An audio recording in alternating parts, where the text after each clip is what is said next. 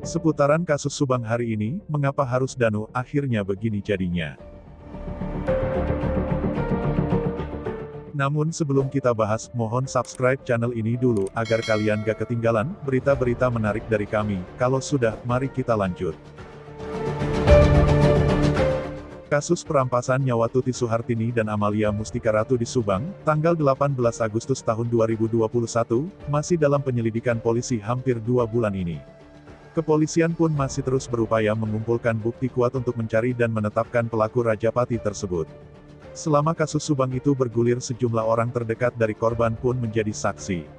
Selain Yosef, istri mudanya Mimin, dan Yoris, tak terkecuali juga dilakukan Danu, keponakan sekaligus karyawan yang bekerja dengan kedua korban. Nama Danu sempat terseret saat penyidikan karena DNA yang ditemukan di TKP. Ia juga sempat dicurigai setelah anjing pelacak di TKP menggonggong ke arahnya.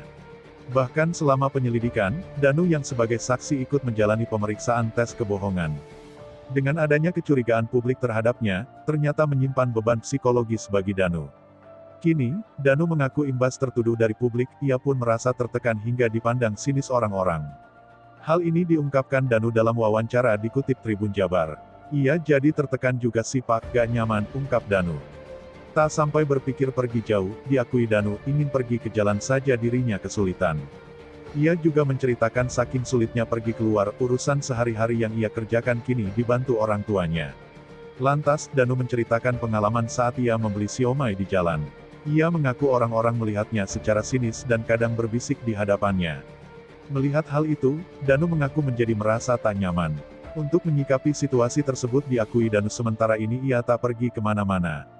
Saat ditanya ada hal atau perasaan yang ia luapkan, Danu memilih diam dan mengaku bingung. Hal itu membuat pria yang mewawancarainya menilai sosok Danu sebagai orang pendiam. Mendengar hal itu, Danu pun mengiyakan bahwa dirinya memiliki sifat dan kepribadian tersebut. Ia mengaku dirinya memang pendiam bahkan sedari kecil. Ia emang begitu Danu mah dari kecil juga, gak banyak ngomong, diem wi, kemana-mana di kamar, udah wi gitu, ucap Danu. Terlibat menjadi saksi kasus Subang, keseharian Danu ternyata juga bekerja di yayasan yang dikelola Yoris dan dua korban, Tuti dan Amalia. Posisi Danu di yayasan tersebut sebagai staf tata usaha. Oleh karena itu, tak heran selama ini Danu dekat dengan Yoris dan dua korban, Tuti dan Amalia.